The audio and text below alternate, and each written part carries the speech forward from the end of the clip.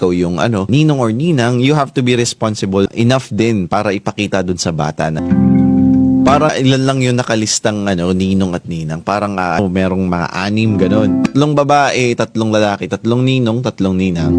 Pero nung kinausap na kami, kumbaga nung lumalapit na yung bata, ay parang lahat naman daw kami ninong at ninang.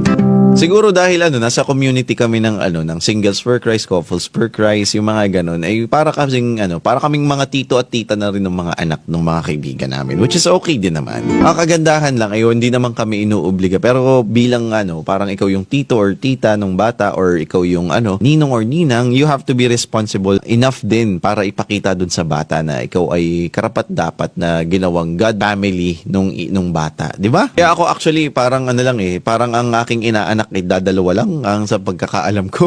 Dadalawa lang. Kasi lagi kong sinasabi, parang wag niyo akong kuning ninong kung hanap niyo lang sa akin ay Aguinaldo.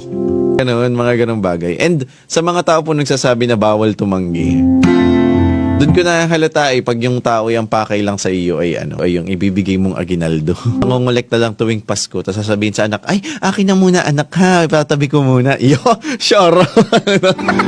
Pero hindi na makikita ng bata sa tanan ng buhay niya. Pero may ganun nga. Pagbibigay naman ng Aguinaldo ay yung naman niya yun. Iba ng issue yun. Pero dito in case sa kanya, siguro magiging